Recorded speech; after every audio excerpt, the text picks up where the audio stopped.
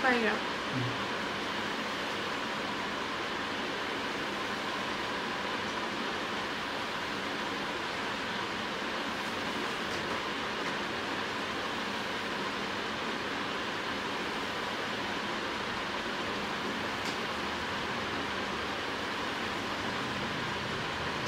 Mayam kuire is live tawdaba ado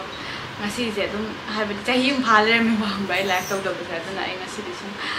mayam ga su dum interact tawdaba kuire aduna live to wari sana ba ina live tawre ini ado Umarjit Laisram na hi Susi che nungai bo hai nungai ye noi di nungai bo kumai tawrige Thôi Bisana hi hello hi kuire mayam su na da ba do ai su video se habidi mara ma khoi irang yam kan be tan dum lep sal re da na ko do handak am kitang habidi video se sum lep san gi be dai bi ai su ai subscriber oi gra dai loina mang e bo ko view no ke am lai tre di kan se duna muka habidi now na restart tor ko ka sak mana re dana mayam su ai video se dum yeng bio dum mai interesting oi ba video dum upload tor ke ado live si su live su mar ma sum tor ke bo ko ado ai Instagram da ngarang adum aina aigi live tower ke na di hairaga aina adum question guma hangbiro na harapane do amani buri hangi adu su pathor ke loram dai da mama Tiga itai ga nungsinana laiba se ubada thamoi se penjare hai thank you mama kato kato nungai pham khangde che live se kai gino khangde kai gino ne kai gino nungai tri do hai di am tang phang ba ma pok ne nungai le tho loi kai gino share to ra mo te den di hai te den do kano papa ga khoi da ga sanari kan aina ngasi live hai dinga han ga yam kuire wari sna da ba duna tang ngasi live to ge na har ga moi sana lai thokre ai nga tang live to ge na tak char ko sani thoi bi sana chak se morning gi di chare dang gi di cha dre da ko yam thing chai bu ko dang chak se do cha dre nan di char bo noi thong ga bo hojik ki pung tre ta re chak ti adum thong ba loram do ma le akoi di yam thing thong e bo ko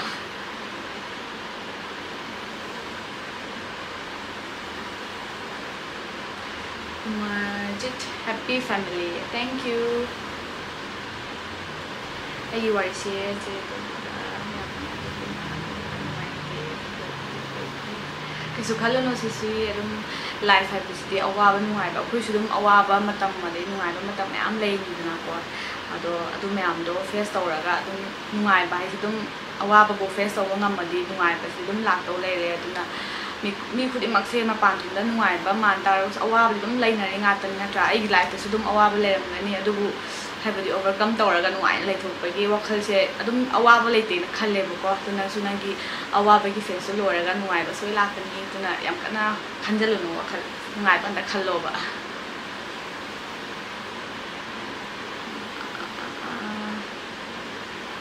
ai gi thaina ai se habidi aina live to chahi ma phale me ba ngasi je khambra adu ne mamang da dum live to matam da ai do live to matam do pa sum view nung sum yam ma hojik ti ai subscriber se 20 30 di yaudra bane ado hojik ba 30k se yaw ngam thun yam chang dan 30k se yaw hala se ai subscriber se Sadria isu nangi mupan gi notification la pada yang raw yang ni adum thagala otoina hack khobada gi ngasi fawo video amta wat na yeng ni thoi bisana yam nuksi ai video dum yeng bibagi ado hoi ai mupan gi video se asing bai gi ko ai se mupan ata sum tau ge na di ai je ai channel je hang gi bana te ba hang ba do nam bana dum ai se mupan khatang na dum view se myam tau bi bo ko ado atopa sum hai bari ko se pa oi gera natragana atop video su myam thagalake adu su dum yeng biyo cha ba khatang na ta ba dum cha lai ri ju hai bidi boring churi edana marak ta ko ado ai thagalake mu bangi video su mathangi video su ngai biyo ai khale ra dum thagalake no ni le raga wang am tang hangi che la na khangden ko che gi tai do ꯅꯨꯄꯤ ꯑꯃ ꯀꯣꯏꯔꯝꯃꯗꯤ ꯀꯔꯤ feel ꯇꯧꯅꯤ ꯆꯦ ꯑꯩꯒꯤ ꯋꯥꯍꯪꯁꯦ ꯑꯩꯉꯣꯟꯗ ꯊꯣꯛꯄꯒꯤ ꯍꯪꯉꯛꯏꯅꯦ sushi ꯍꯥꯏꯕꯗꯤ ꯅꯪꯒꯤ ꯅꯨꯄꯥꯁꯦ ꯑꯇꯣꯞꯄ ꯅꯨꯄꯤ ꯑꯃ ꯀꯣꯏꯔꯝꯕ ꯇꯥꯔꯒꯗꯤ ꯀꯃꯥꯏꯅ ꯈꯟꯒꯅꯤ ꯍꯥꯏꯅ ꯑꯃ ꯍꯥꯏꯁꯦꯀꯣ ꯑꯗꯣ ꯍꯣꯏ ꯌꯥꯝ ꯅꯨꯡꯉꯥꯏꯔꯣꯏꯕ ꯑꯗꯣ ꯍꯥꯏꯕꯗꯤ ꯑꯩꯁꯨ ꯑꯩꯉꯣꯟꯗ ꯊꯣꯛꯇꯕꯅꯤ나 ꯑꯩꯁꯨ ꯍꯥꯏꯗꯤ ꯈꯟꯖꯟꯕ ꯉꯝꯗ꯭ꯔꯦꯕꯀꯣ ꯅꯪꯉꯣꯟꯗ ꯈꯜꯂꯝꯗꯣꯏ ꯋꯥꯈꯜ ꯑꯗꯨꯕꯨ ꯑꯩꯉꯣꯟꯗ ꯊꯣꯛꯑꯝ ꯇꯥꯔꯒꯗꯤ ꯍꯥꯏꯕꯗꯤ नुपा हाइसिदी होय नुपा म्यामनाबुदी नुपीगी असोइबा अदु अदा म्याम हाइबो ओरमसु याय अदो चेंज तौबा ngamगद्रा हानि येंगनिको हाइदी माना दुमाइन तौर सुरे इदु कैगिनो ना हाना खल्लनी अदो नबानी हाइबेट खतनादबिदा वरि उताइ सानावोबा फजना ग्यान तानाको सानरानी अदो मादुना कैगुमा चेंज तौबा ngammoiदुबो इतारगदि नुवा लैबा मतमदा नंग हेना वानी नत्रा अदो नंगसु नंगी पाट अमा लंबी अमा येंगजबना हाइदी कोननिको हाइजे हौजी हौजी कैगुम्बा नंगी नुपादुना सुम हेना सुम वर्स ओइरक्पा देना वर्स ना फन ताबिदबो ओइतारगदि अदुदि अमु फैमिली दो नुसिना लैबा ngammaroi नत्राने अदुदुना हाना चेंज तौबा ngambre येंगो मता मखा ताबा स्टेप दि मागी रिएक्शन नि मतुंगिना दम डिसाइड तौबा हौजी हौजी हाइदी माना दुमाइन तौरमेना अमतंग वरि सनारगा को फजना ग्यान ताना अदुकांदा चेंज तौबा ngamra दो येंगना खानो माल माइन खन तौदुइ माल आइगी ओइना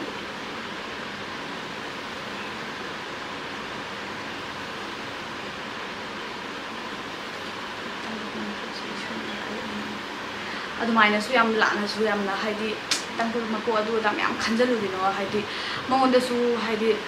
ग्यान तादना तौखिबो ओरमसु याय नत्रा अदो अमतंग वरि सनारगा मागी नुआइताबना कैनो दु वाइदो ग्यान ताना तंग सानवोबो को थाना लोरकांदा मादो तम तमना सुम चेंज तौबा ngambre येंगो हाना वखलदो याम हेनसु खंजनगनो नंगसु चावथोकना दुम लैयो अदो मंगोंदा हाइबदि नंगोंदसु कै चेंज तौबा याय मंगोंदसु कै चेंज तौबा याय वै उताइ सानद्रगदि खंगोइबा लोना तुम थमजन तारगदि वखल मनुंगदा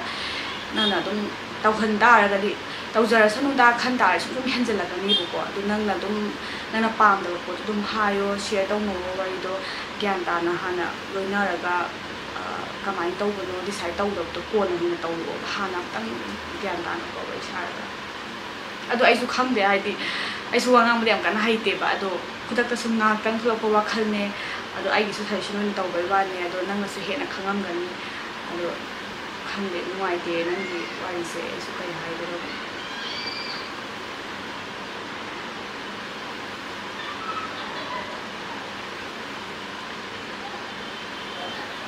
थोइबिसना बेंगलोर लेरिबो आसानी है औ लैरी थोइबिसना नंदी काय लैते चेगी वीडियो से अबेम रिनास है चेगी वीडियो से मुबांगबु ओइरो एनी वीडियो खुदिमा येंबा लोइना नुवाय हौबदे ngasi फाव वीडियो लोइना येंगजरी अदो चेगा इतैगा मुबांग अमुतंग चैलेंज तौबिरो प्लीज है आइसु खुदा से अदुम मुबांग सबन चैलेंज तौसे नत्रगना आई वीडियो मुबांग साबदा अदुम तंग याव हाइबने मा से खरा हाइबदि कहीं वीडियो गुम याव खुद याम कना याव से मा क्या यादेबको अदुबु आइगी वीडियो नंबा खुद लोइ मकमान तौरि ngataनेबा अदुबु वीडियो दरी याम कना याव यादेबको अदो अमतंग आई ट्राई तौरके याव याबा येंगलगे ट्राई हिंदनास्ते हाइदु थारेचे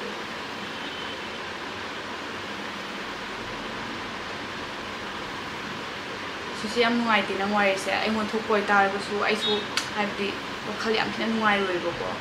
अदो खंगदे आइसु कै हाइदुनो नंगोंदा खलमगदव फीलदो आइनसु हाइबदि उबुबदा आइमोंदा हुजि वारि तंग ताबदा होइना नुआइते आइनसु अदो कमाइना तौनि हाबदो तपना दम नंग डिसाइड अदो हाइबदि मादुना कैगुमा चेंज सुम तौत्रगदि नुपी अनि लोनबा अहुम लोनबागी नुपी ओइबो सरकुदि तुंगाम इंडिपेंडेंट ओने हिंगबना फट्रानेको अदो नोंगोंदा आइना मा खाइनो हाइबदि नतबा अदुबु कैगुमा माना चेंज तौबा ngammoiदबु नुपा ओइबा तारगदि कन तौ थोइबिसना आई युमदा लैये हाय ओके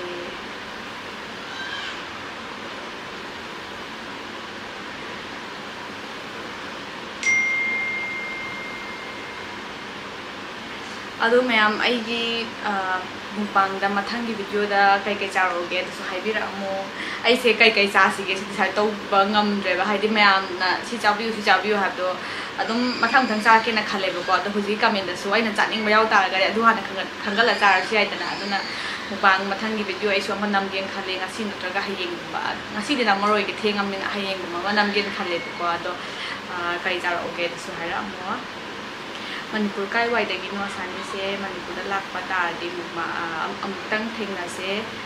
ꯀꯥꯏꯕ꯭ꯔꯣ ꯀꯥꯏꯗꯕ꯭ꯔꯣ ꯌꯥꯏ ꯊꯦꯡꯅꯁꯦ ꯑꯁꯦꯡꯕꯩꯅꯦ ꯑꯩ ꯍꯟꯗꯛ ꯆꯍꯤꯒꯤ ꯖꯅꯋꯥꯔꯤ ꯑꯗꯨꯋꯥꯏ ꯊꯣꯛꯂꯛꯑꯝꯃꯦꯕꯀꯣ ꯑꯗꯣ ꯌꯥꯝ ꯀꯨꯏꯅꯗꯤ ꯂꯩꯔꯝꯗ꯭ꯔꯦ ꯑꯩꯁꯦ only like 15 days ꯃꯨꯛꯇꯪ ꯊꯣꯛꯂꯛꯑꯝꯕꯅꯦꯕ ꯑꯗꯣ ꯑꯗꯨꯝ ꯍꯜꯂꯛꯈ꯭ꯔꯦ ꯊꯨꯅꯀꯣ ꯑꯗꯣ ꯃꯊꯪ ꯊꯣꯛꯂꯛꯄꯗ ꯑꯩ ꯍꯥꯏꯔꯛꯑꯝꯒꯦ ꯑꯩ ꯃꯅꯤꯄꯨꯔ ꯊꯣꯛꯇꯧꯔꯦꯅ ꯑꯗꯣ ꯃꯌꯥꯝ ꯑꯗꯨꯝ ꯊꯦꯡꯅꯁꯦ ꯑꯩꯒꯤ ꯑꯩꯕꯨ ꯅꯨꯡꯁꯤꯕꯤꯕꯒꯩ ꯀꯥꯏꯅ ꯊꯦꯡꯅꯔꯒ ꯑꯗꯨꯝ ꯃꯨꯛꯕꯥꯡ ꯇꯧꯃꯤꯟꯅꯔꯁꯨ ꯌꯥꯏꯗꯅꯀꯣ ꯑꯗꯣ ꯑꯁꯦꯡꯕ ꯑꯩꯒꯤ ꯃꯨꯛꯕꯥꯡꯁꯦ ꯑꯗꯨꯝ ꯑꯅꯝꯕꯅ ꯑꯩ ꯆꯦꯂꯦꯟꯖꯀꯨꯝꯕ ꯇꯧꯕ ꯑꯗꯒꯤ ꯆꯥꯃꯤꯟꯅꯕ ꯈꯣꯠꯃꯤꯟꯅꯕꯁꯦ ꯀꯌꯥ ꯇꯧꯗꯦ ꯑꯩ ꯏꯊꯟꯗ ꯑꯗꯨꯝ ꯆꯥ ꯂꯩ ꯌꯥꯝ ꯊꯤꯅ ꯕꯣꯔꯤꯡ ꯆꯨꯔꯦꯕ ꯈꯪꯕ ꯑꯩ ꯏꯁꯥꯅꯁꯨ ꯆꯨꯖꯕꯗꯣ ꯁꯨꯝ ꯃꯤ ꯑꯃ ꯀꯝꯄꯅꯤ ꯂꯩꯔꯒ ꯁꯨꯝ ꯆꯥꯛ ꯆꯥꯃꯤꯟꯅꯔꯗꯤ ꯋꯥꯔꯤ ꯋꯥꯇꯥꯏꯒ ꯁꯥꯟꯅꯔꯒ ꯅꯨꯡꯉꯥꯏꯗꯅꯀꯣ ꯑꯗꯣ ꯑꯩ ꯃꯅꯤꯄꯨꯔ ꯊꯣꯛꯂꯛꯄꯗ ꯁꯨꯡꯁꯣꯏ ꯁꯣꯏꯗꯅ ꯃꯨꯛꯕꯥꯡ ꯑꯝꯇꯪꯗꯤ ꯆꯥꯃꯤꯟꯅꯁꯦ ꯑꯁꯦꯡꯕ ꯄꯣꯛ ꯆꯥꯔꯛꯑꯣ ꯌꯥꯔꯗꯤ ꯌꯥꯏ ꯄꯣꯛꯁꯨ ꯆꯥꯔꯛꯀꯦ ꯑꯗꯣ ngarang aina Instagram Instagram account se ma'am khambidraga su asani pangamba mai leibane ko adum manabani mingse aduda aina ngarang adum aina question hangbiraknaba haide aina live tawgena khanbani na question hangbiron harakpane ko ado aigi phone je khuidagi ni si se aduna ai phone asum lesan gare ado aina comment aina haide question aina hangbirak patai nungai bo adi ai khambro dumaina ma'am hangbire ba adu gai dudi ai dum hallaroi ge ado aina ningjang bodo comment ani hangakpane amana se kerati sanabro taekwondo su sanabro na hange ko aina te ko sanari se khuidane ai di sanade taekwondo gumba kerati gum sanade aduga amana se yoga gi online class taw na harapane ba do ai hoji dum online class tawi ko even na tawe ado tungana khoi habe khoi swai gi Bangalore gi mi gai ne po tawi do tungana dum khoi maitai misen tawse hai taraga su adum contact tawbira mo aingonda phasana dum haibiro ai class pa me khot ne adum information biro aduga adum tawrsu yai ko khoi ai Manipur gi media am tawde hoji se adum Bangalore gi swai laiba Karnataka gi gai tawe ko adu yong taraga su adum tawbi ai ado se nungai bo na hangbira ko su yaw bane nungai ri yam thi nungai ri noi di nungai ri bo kamai tawri ke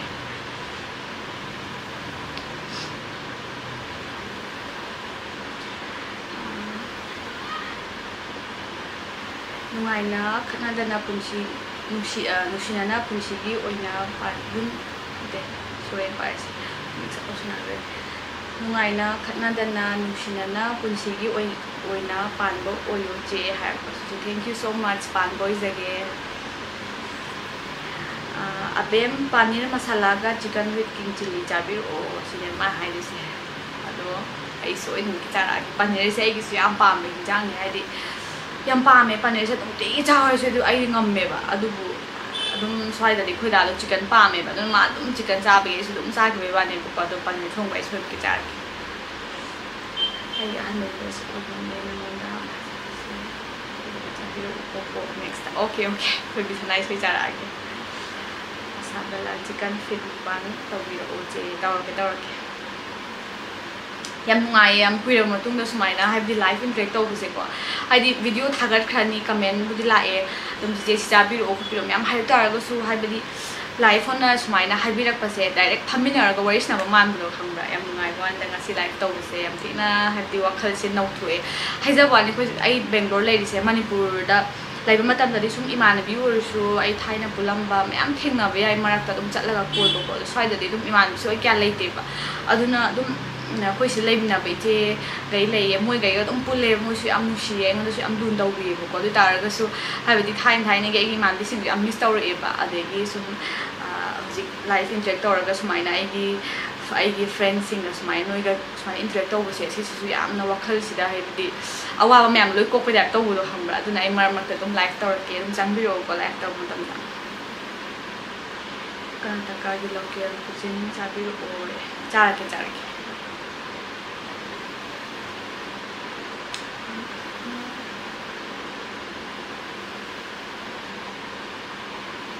चे कई लमदे yum पानगी ऐसे सगोलबंद पानबने फरकम लेकाय बा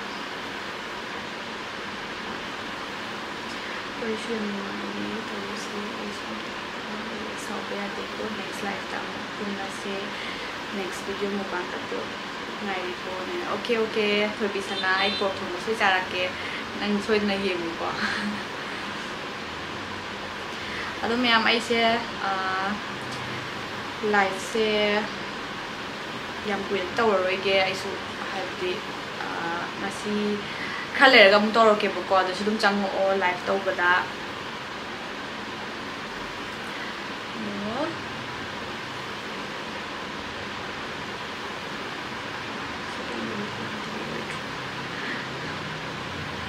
second baby plan tau withdraw ai second baby se plan se tau ki roi habdi angang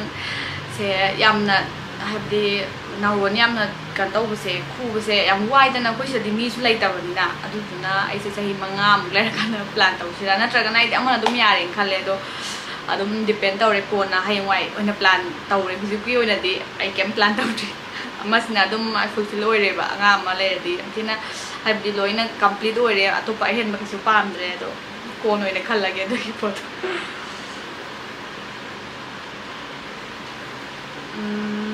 karisma che chahi kya surage ai se chahi de dum chahi video aina live tau bu khuding gi ko mamang da aina live tau gi ba dum ai se sisna stream 7 gum oram dum male mamang da aina tau gi live sin dum che chahi kya surage dum hang e ba ko chahi su dum di hai bane do ai chahi kya su ba man gi am tang hai ro yam taning ba do yam si ki chena sa share to dina yam chana 100k yam thuna yaw man na ba tawra se ngam ni kai share to bi yo asi am nung si ya bem nang smile har ko se yam nung si smile har ko se 100k se asing ba isu yam yaw ning e ba ko ado mayam chana asing ba isu yaw na ba taw han bi yo ai gi video se ai su dum habdi marakta budi yam toin lepe ko thuna su adum habdi video se view se chalamaga lepsan gi bagi adum kan tawbudo aduna stay dum ai se video se toin dum thagala aduine aduna mayam changana 100k yawbina ba namina si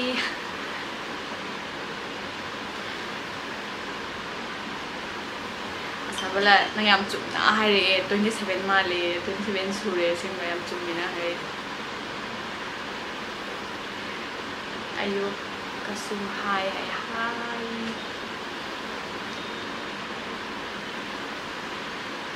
mama paho dress da lucky kanta sam yam tena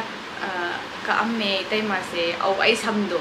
matu ai sam jam kana phatta bane bako khoi tawe ba duna ai sam do sum sangdara kan da swai da volume yam yaw ta ba du ai thana kakcha ne ba sam je do ai sam kak pa je khang de khoi da na di sang ba na phai hai do kak na phai ra ten ma ga ai da adu mathang da kha dum sang la gen khale smai ten ba je kha pak ta ba ma ai wa khal da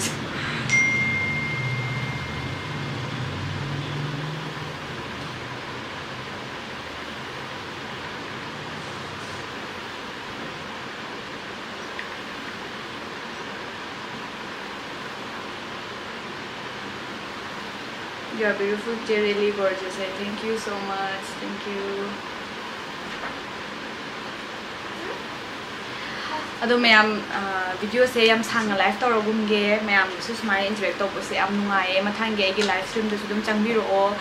aduga in mukbang su dum tam dum hapakan mayam adum hi la si boy la hi la hi to su hi to sida to sida yang hi to hi I love you hi mayam I love you hi I love you sida to sida I love you hi gro hi I love you oh adi ding asi gi live se loi sel lage swai da am thing na si ko mathang da bye bye